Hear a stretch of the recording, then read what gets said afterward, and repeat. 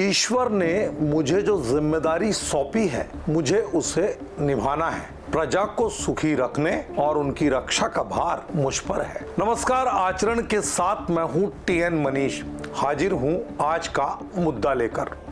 आज पूरी बात मालवा की महारानी लोकमाता देवी अहिल्याबाई होलकर पर, जिन्होंने अपने शासन को धर्म, न्याय और प्रजा कल्याण के लिए समर्पित किया। इस खास एपिसोड में हम बात करेंगे 18वीं सदी की इस महान शासिका की, जिन्हें आज भी भारत में न्याय और धर्म की मिसाल माना जाता है। आइए उनकी जयंती पर जानते हैं उनके शासन और जीवन की प्रेरक कहानी। 31 मई 1725 को महाराष्ट्र के अहमदनगर जिले के चौंडी गांव में एक साधारण परिवार में जन्मी अहिल्याबाई का जीवन संघर्षों और उपलब्धियों की मिसाल है। उनके पिता मानकोजी शिंदे एक किसान थे, लेकिन अहिल्या की बुद्धिमत्ता और भक्ति ने मल्हारराव होलकर का ध्यान खींचा। 8 साल की उम्र में उनकी शादी खंडेराव होलकर से हुई। 29 साल की उम्र में पति की मृत्यु, फिर ससुर मल्हारराव और बेटे मालेराव की मृत्यु ने उन्हें व्यक्तिगत त्रासदियों से घेरा, लेकिन 1767 में पेशवा की अनुमति से उन्होंने मालवा के शासन की बागडोर संभाली। उनका शासनकाल 28 वर्षों तक चला, जिसमें उन्होंने महेश्वर को अपनी राजधानी बनाया। ये दौर मराठा साम्राज्य के लिए चुनौतीपूर्ण था, लेकिन अहिल्याबाई ने सैन्य और प्रशासनिक कुशलता से राज्य को समृद्ध किया। अहिल्याबाई का शासन धर्म, न्याय और प्रजा कल्याण पर आधारित था। उन्होंने राज्य को तहसीलों और जिलों में व्यवस्थित किया, न्यायालय स्थापित किए और स्वयं अपील सुनती रहीं।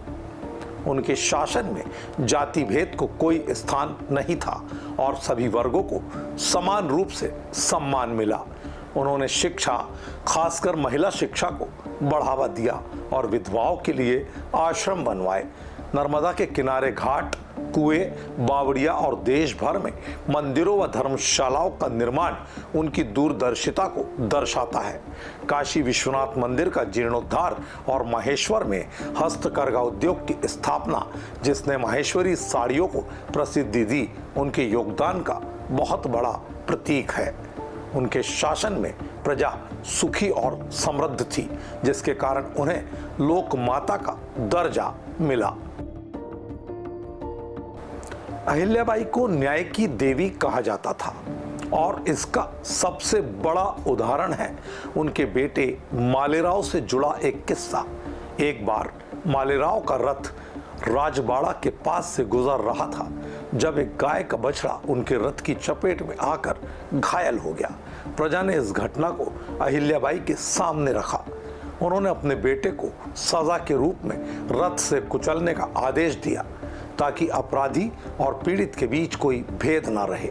लेकिन जब कोई सारथी रथ चलाने को तैयार नहीं हुआ, तो अहिल्याबाई स्वयं रथ पर बैठी। तभी वह गाय बार बार रथ के सामने आकर खड़ी हो गई, मानो दया की मांग कर रही हो।